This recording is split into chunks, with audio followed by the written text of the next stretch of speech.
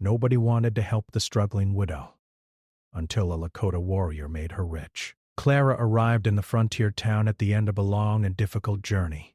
Dust covered her boots, and the wind pulled gently at her worn coat as she stepped down from the wagon that had carried her the final miles. She paused for a moment, looking around at the unfamiliar streets.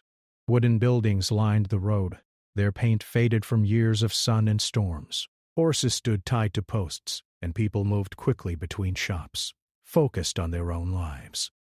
No one noticed the quiet widow standing alone. She carried only a small bundle of belongings. Everything else had been lost during the winter when her husband fell ill and passed away. The journey west had been their shared dream, a chance to begin again somewhere new, but now she had arrived alone, holding on to memories instead of hope. Still, she refused to turn back.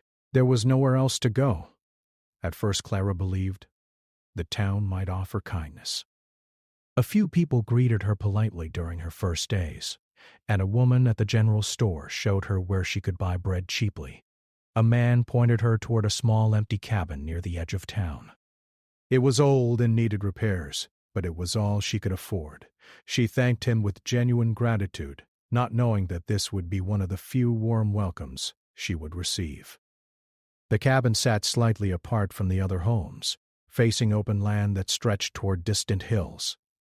At night, the wind moved freely across the plains, rattling the boards and slipping through gaps in the walls. Clara wrapped herself in blankets and listened to the quiet sounds of the wilderness. Sometimes she felt afraid, but more often she felt determined. Each morning she reminded herself that survival began with small steps. She started looking for work immediately. Clara had always been hard-working. Back east, she had helped her husband manage their small farm, cooked meals for neighbors during busy seasons, and repaired clothing when money was tight. She believed these skills would help her find a place in the new town. On her first day searching for work, she walked from one building to another, offering help wherever she could. Some people listened kindly but shook their heads. Others barely opened their doors before saying they had nothing available.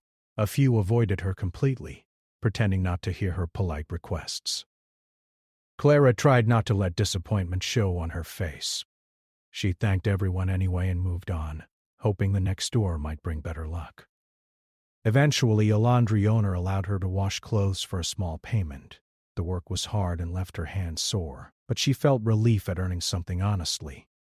She carried buckets of water, scrubbed fabric until her arms ached, and hung garments to dry beneath the wide sky. When she finished, she walked back to her cabin with tired steps but quiet pride. Days turned into weeks. Clara accepted every small task offered, mending shirts, sweeping floors, helping with cooking during gatherings. She rarely complained, even when payment came in the form of leftover food instead of coins. Yet despite her efforts, she noticed something changing in the way people treated her. Conversations grew shorter.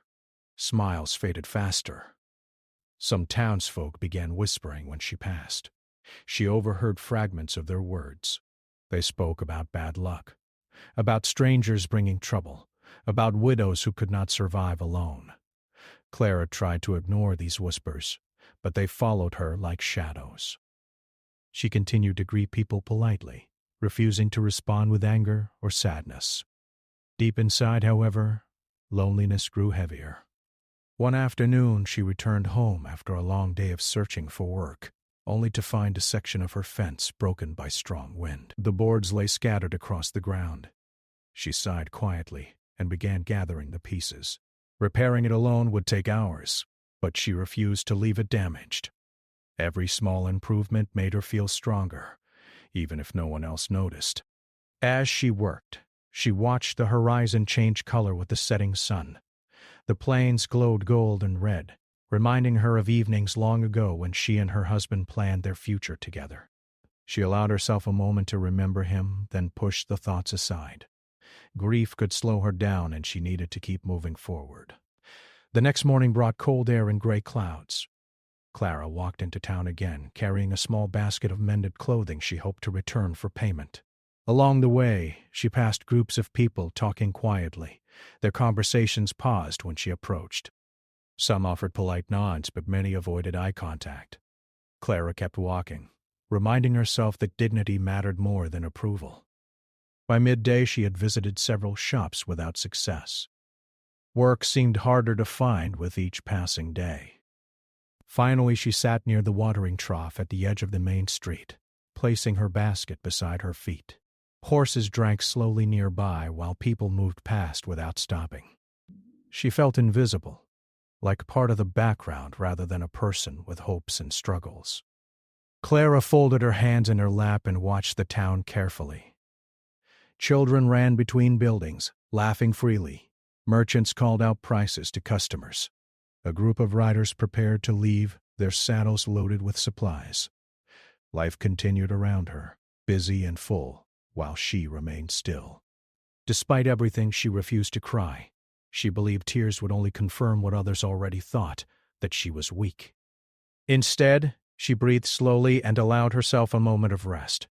The sun warmed her face slightly, easing the tension in her shoulders. That was when the sound of approaching hooves drew attention from the crowd. A rider entered town at a calm, steady pace. The horse moved gracefully, guided by a man who sat tall in the saddle.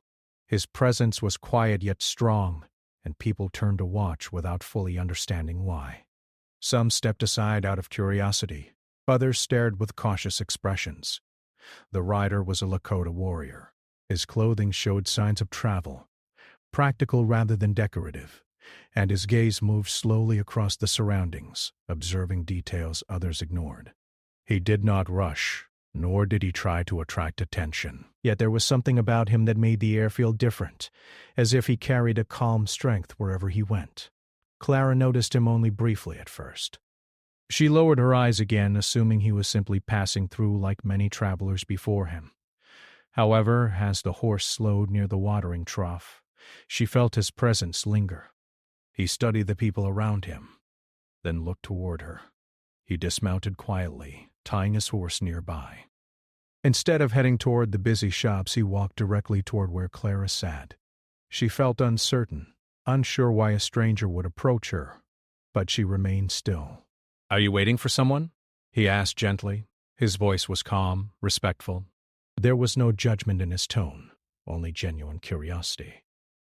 Clara hesitated before answering. "No," she said softly. "Just resting." He nodded as if he understood more than she had said. For a moment, neither spoke. The noise of the town continued around them, yet the space between them felt strangely peaceful. He asked her name, and she answered carefully. She expected him to ask questions out of pity, but instead he listened quietly, allowing her to speak at her own pace. She found herself explaining more than she intended. How she arrived alone, how work had become difficult to find, how she tried to remain hopeful despite setbacks. He did not interrupt or offer quick solutions. Instead, he simply listened. When she finished, he glanced at the heavy bucket beside her and offered to carry it back to her cabin. The gesture surprised her. Most people avoided offering help, fearing obligation or inconvenience. Yet he spoke as if it were the most natural thing in the world. As they walked toward her cabin, Clara felt a strange mixture of caution and relief. The path stretched across open land, and the wind moved gently through tall grass. He introduced himself as Maddo, sharing little about his own journey but showing interest in hers.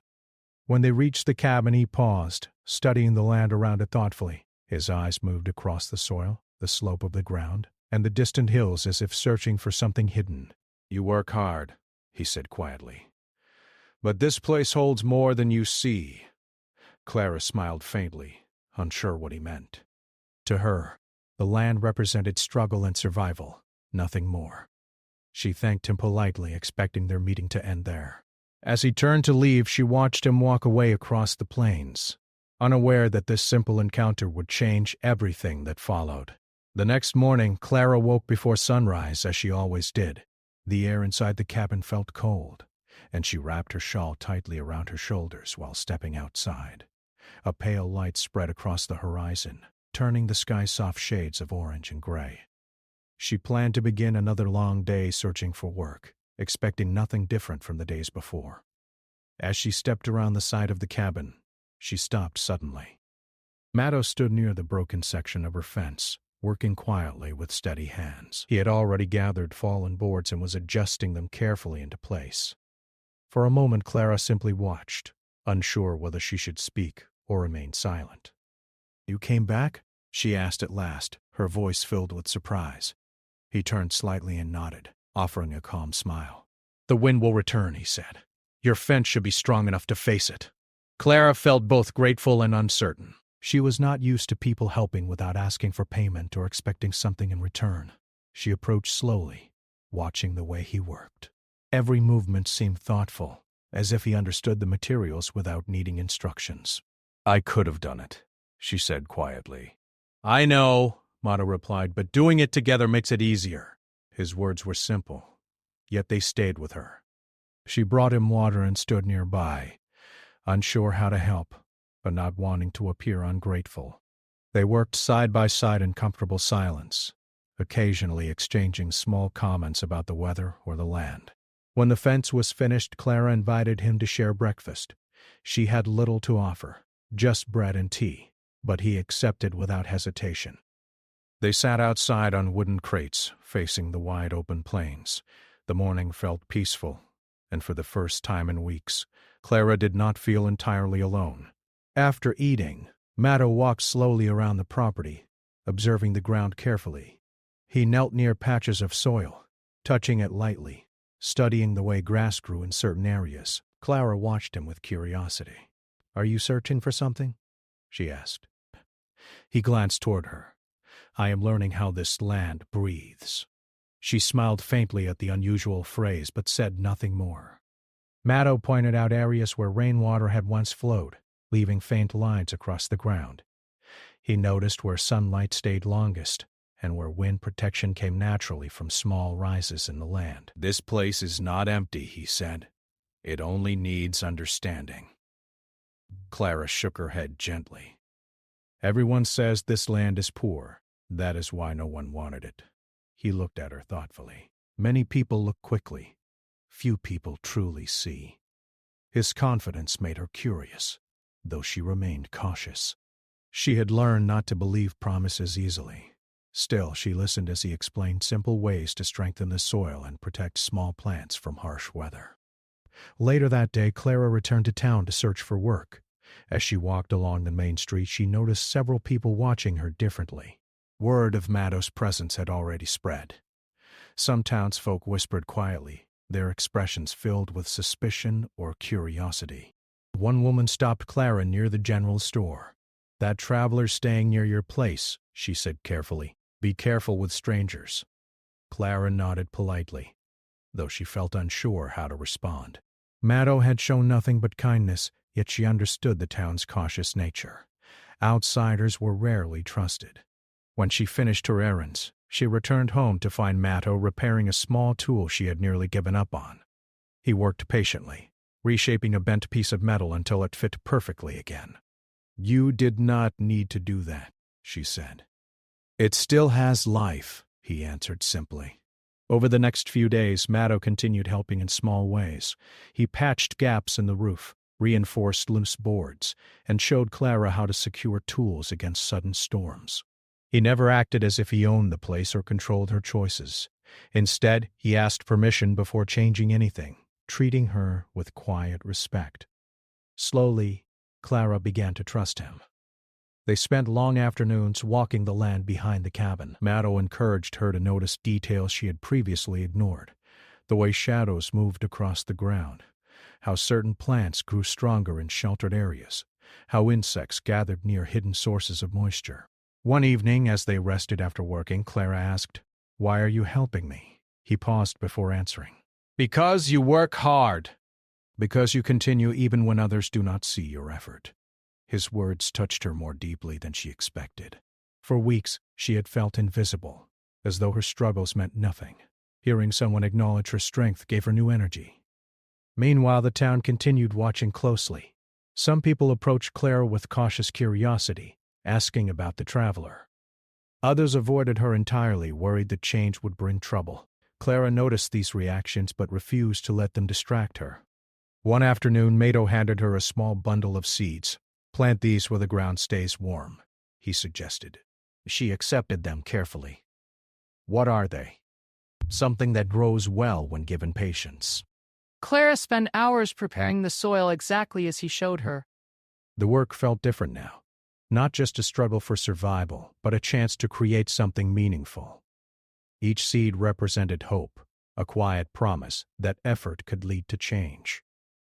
Days passed, and small green shoots began to appear. Clara felt a sense of pride watching them grow. She had planted crops before, but never with such careful attention to the land's natural patterns. Matto observed quietly, offering advice only when needed. During one of their walks, he stopped and pointed toward a distant section of land she rarely visited. There, he said. Water gathers after rain. If you guide it carefully, your plants will grow stronger. Clara studied the area thoughtfully. She had always avoided it because it looked uneven and difficult to manage. Now she began to see it differently, imagining possibilities she had never considered. The more time they spent working together, the more Clara felt her confidence returning. She stood taller, spoke with greater certainty, and allowed herself to imagine a future beyond constant struggle. One evening, after finishing a long day of work, they sat quietly outside the cabin, watching the sun disappear behind the hills. The sky turned soft shades of pink and gold, and a gentle breeze moved through the grass. "This place feels different now," Clara said softly. "It is not the place that changed," Matto replied. "It is the way you see it." She considered his words carefully. Perhaps he was right. For weeks she had focused only on hardship, unable to notice the hidden strength around her. As darkness settled, Clara felt a deep sense of calm. The loneliness that once surrounded her had begun to fade, replaced by purpose and quiet determination. She did not know exactly what the future held, but, for the first time since arriving in the town, she believed that something better might be possible. The days slowly turned warmer as the season changed, and Clara began to notice small signs of progress everywhere around her land. The seeds she planted with Matto's guidance had started growing stronger. Thin green lines stretched across the soil, turning the once empty ground into something alive and hopeful. Every morning she stepped outside with quiet excitement, eager to see what had changed overnight. She had never felt this connection to the land before. In the past, she worked simply to survive, completing tasks out of necessity.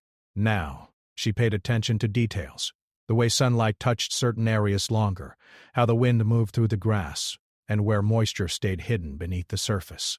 Matto encouraged her to observe patiently rather than rush. "Growth takes time," he reminded her often. "The land listens when you listen to it." Clara found comfort in his calm way of speaking. He never rushed her, never made her feel as if she was behind or lacking. Instead, he treated her like someone capable of learning and improving. That simple respect gave her strength. Each day began with work. She carried water carefully from a nearby source, guided by the channels Matto helped her create so that none was wasted. The Draven Badgers to his card. She learned how to protect young plants from strong wind using natural barriers made from branches and stones. At first she doubted herself, afraid she might fail again, but Matto's quiet confidence helped her push past hesitation. Meanwhile, the town watched from a distance. At first, most people ignored the changes happening near Clara's cabin. They believed her efforts would fail like many others who had tried to make poor land productive. But as weeks passed, the green growth became impossible to ignore. Travelers passing by began slowing their horses to look at the thriving plants. One morning, Clara went into town carrying a small basket of early vegetables. She felt nervous walking through the familiar streets, expecting the same cold reactions as before. But something had changed. People looked at her differently. Some nodded in greeting. Others watched her basket with curiosity. The owner of a small market stall noticed her and called her over. "Did you grow these yourself?" he asked, examining the fresh produce. Clara nodded carefully. "Yes." He looked surprised. "This is good quality," he admitted. "Better than I expected." His words were simple, but they meant a great deal to her. She sold the vegetables for a fair price, earning more than she had imagined possible. As she left the stall, she felt a quiet warmth in her chest. For the first time, her work was being recognized. When she returned home, Mato listened silently as she shared the news. He did not appear surprised. "You see now," he said gently, "the land gives back when treated with patience." Despite the progress, Clara still felt cautious. She remembered how quickly the town had turned away from her before. She knew that respect based on success could disappear just as easily if things changed again. Still, she allowed herself to feel proud. Over the next few days, more people stopped near her land. Some asked questions politely. Others watched from a distance, curious but unsure how to approach. Clara answered honestly but did not share every detail. She followed Mato's advice to protect her work until she understood who truly supported her. One afternoon, a traveling trader arrived in town. He was known for buying crops and goods from small farmers before moving on to other settlements. While riding past Clara's land, he slowed his horse, studying the healthy rows of plants with interest. He dismounted and walked closer, examining the soil and the careful layout. "You planned this well," he said, impressed. "Who taught you?" Clara hesitated before answering. "I had guidance," she said simply. The trader nodded thoughtfully. "Your harvest could be valuable if it continues like this." His words filled her with both excitement and fear. The idea of success felt almost unreal. She had spent so long struggling that hope felt fragile, like something that could disappear if she held it too tightly. The trader asked if she would consider selling her future harvest in advance. He offered a fair agreement that would provide her with immediate payment while guaranteeing him a share of the crops later. Clara felt overwhelmed by the opportunity. She had never negotiated such a deal before. That evening, she discussed it with Mato. They sat outside watching the sky slowly darken, the air filled with quiet sounds of the plains. "I don't know if I should trust him," she admitted. Mato listened carefully. "Trust should not be blind," he said, "but opportunity should not be ignored. Ask questions. Take time. Decide what feels right to you." His advice gave her confidence. The next day, she met with the trader again, asking careful questions about prices, expectations, and fairness. She surprised herself with her calm voice and clear thinking. The trader respected her seriousness and agreed to terms that protected her interests. When she returned home after signing the agreement, Clara felt a deep sense of accomplishment. For the first time since her husband's death, she felt as though she was building something lasting. As her confidence grew, so did her independence. She began planning improvements to the cabin and thinking about ways to expand her work. The fear that once followed her began to fade, replaced by determination. Yet not everyone welcomed her success. Some townspeople whispered that she had received special help. Others suggested that luck, rather than skill, explained her progress. Clara heard these comments but refused to let them control her emotions. She focused instead on the work in front of her. Mato remained steady and calm throughout these changes. He rarely accepted praise, reminding Clara that her effort created the results. "You were always capable," he told her one evening. You only needed to believe it. As the plants continued to grow stronger, Clara realized that the land was not the only thing transforming. She herself had changed. The quiet widow who once sat alone near the watering trough now stood confidently in her own space, guiding her future with purpose. One morning as she walked through the rows of healthy crops, she paused and looked across the open plains. The wind moved gently through the grass, and the sunlight warmed her face. She felt gratitude not only for the progress, but for the journey that had brought her here. She understood now that success was not a sudden miracle. It was built from small moments of courage, patience, and support. And as she watched the horizon, she sensed that even greater changes were still waiting ahead. The agreement with the trader marked a turning point in Clara's life, but it also brought new challenges she had never faced before. Early one morning, she stood near her growing fields, watching the sunlight spread slowly across the rows of plants. The land looked alive in a way she had never imagined when she first arrived. Gentle wind moved through the leaves, and the soil felt rich beneath her hands. She felt proud, but also aware that success meant responsibility. With the advance payment she received, Clara carefully planned her next steps. She refused to spend the money quickly, or without thought. Instead, she made a list of the most important repairs her cabin needed. The roof had several weak sections that leaked during rain, and the door frame leaned slightly to one side. She purchased strong wood from the town supply shop and spent days working patiently to improve her home. Mato helped when needed but allowed her to lead most of the work. He watched quietly as she measured boards, adjusted tools, and made decisions with growing confidence. She no longer hesitated before trying something new. If she made a mistake, she corrected it without frustration. The change in her was clear. While Clara focused on her land and home, the town began to react more strongly to her rising success. People who once ignored her now greeted her warmly when she walked through the streets. Some asked questions about her farming methods. Others invited her to small gatherings or offered help with future projects. Clara accepted kindness carefully. She smiled and remained polite, but she did not forget how quickly people had turned away from her in the past. She listened more than she spoke, choosing her words thoughtfully. Mato reminded her that respect should be earned through actions over time, not just sudden interest. One afternoon, while buying supplies, a shopkeeper who had previously refused her work approached her with an eager expression. "I hear your crops are growing well," he said. "If you ever need tools or extra support, I would be happy to help." Clara thanked him calmly. She appreciated the offer but recognized the difference between genuine kindness and interest driven by success. She had learned to trust her instincts. Back at the cabin, she began preparing for the larger harvest that would come soon. Mato showed her how to store food properly to keep it fresh longer.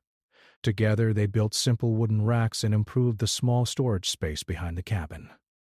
Every improvement made her feel more secure. As days passed, more travelers stopped near her land to observe the thriving fields. Some asked if she would sell small portions of her crops early. Others simply admired the beauty of the growing plants against the wide-open plains. Clara welcomed respectful visitors but protected her time carefully, knowing that too many interruptions could slow her progress. One evening, after finishing a long day of work, Clara and Mato sat near the edge of the property watching the sunset. The sky glowed with warm colors, and the land felt peaceful. "You have changed," Mato said quietly. Clara smiled softly. "I had to change," she replied. "Otherwise I would still be struggling alone." He nodded. "Strength often appears when people believe they have none." His words made her thoughtful. She remembered the early days when she felt invisible, when every step felt heavy with doubt. Now she moved with purpose, guided by experience rather than fear. As her success grew, however, tension within the town became more noticeable. Some people admired her determination, but others felt uncomfortable seeing someone rise so quickly. Clara overheard conversations suggesting that she had received special advantages or that her achievements were not entirely her own. Instead of responding with anger, she focused on her work. Mato encouraged her not to waste energy on opinions she could not control. "The truth shows itself through actions," he reminded her. One afternoon, a sudden storm approached from the horizon. Dark clouds gathered quickly, and strong winds swept across the plains. Clara felt a moment of fear, remembering how easily her land could have been damaged in the past. But this time, the preparation she and Mato had done made a difference. The barriers they built protected the young plants, and the water channels guided rain safely across the field. When the storm passed, Clara walked through the rows carefully. The plants stood strong, only slightly bent by the wind. Relief filled her heart. She realized how much she had learned since arriving in the town. The storm also changed how some townspeople viewed her.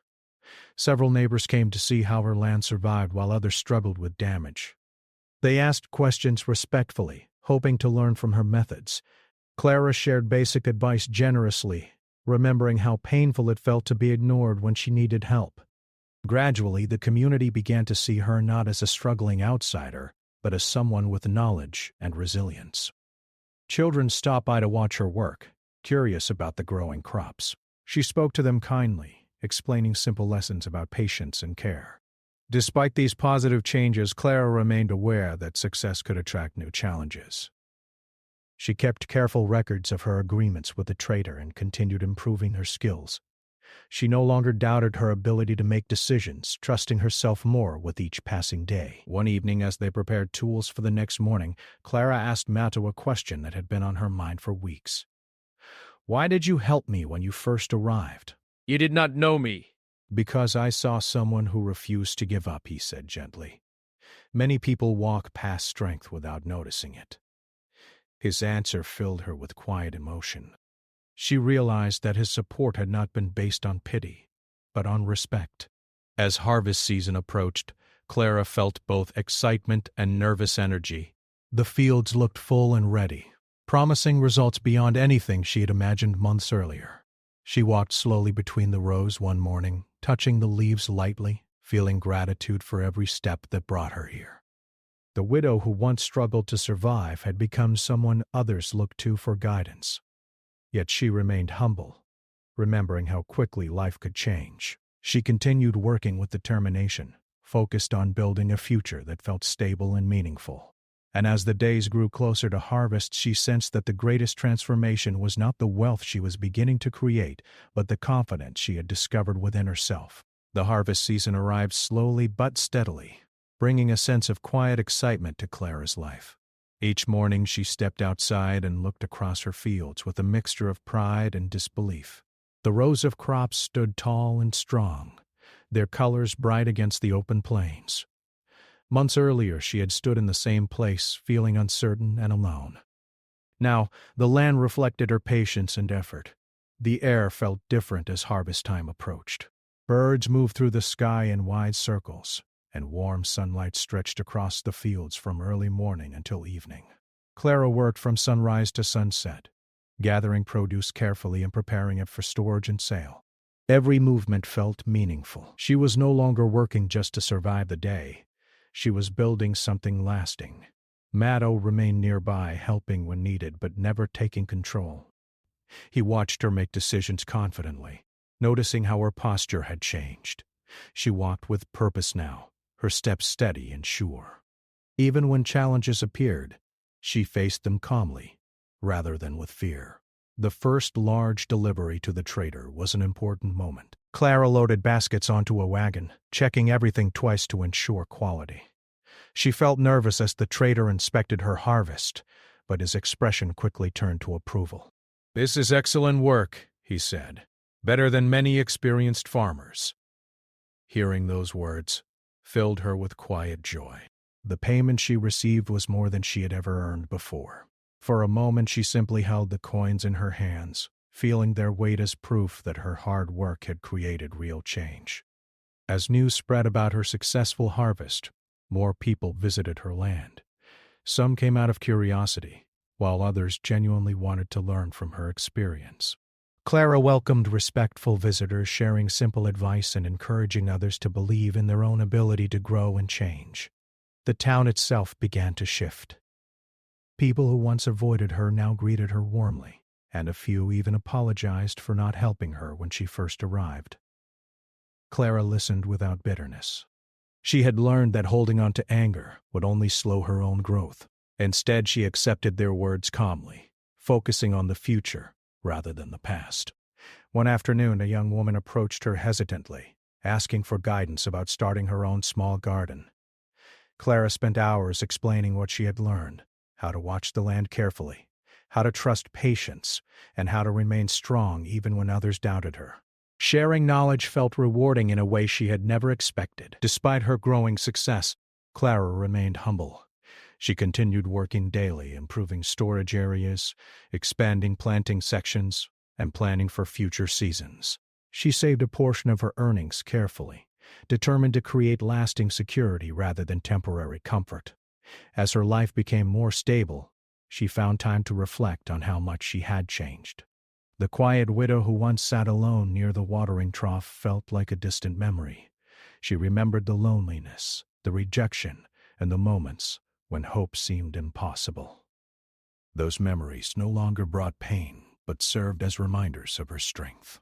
One evening after finishing work, Clara and Mato sat together watching the sun slowly disappear beyond the hills.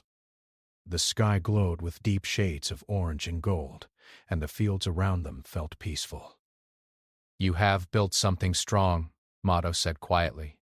Clara looked across the land thoughtfully. I did not believe it was possible, she admitted. When you first arrived, I felt invisible. I thought nothing would ever change. He smiled gently. Change begins when someone sees what others overlook. She turned toward him. You saw me when no one else did. Mato shook his head slightly. You were always strong. You only needed someone to remind you. His words filled her with gratitude.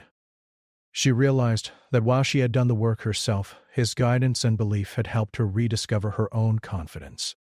As weeks passed, Clara continued to grow both financially and emotionally. She invested in better tools, repaired the cabin fully, and even added a small extension to create more living space. The once fragile structure became warm and welcoming, a reflection of her journey. The town began inviting her to gatherings and community events. At first, she felt unsure about attending, remembering how isolated she had once been. But gradually, she allowed herself to reconnect with others. She discovered that many people respected her perseverance and admired her ability to rise above hardship. One day, a group of travelers stopped by her land, amazed by its transformation. They asked how she had turned difficult soil into thriving fields.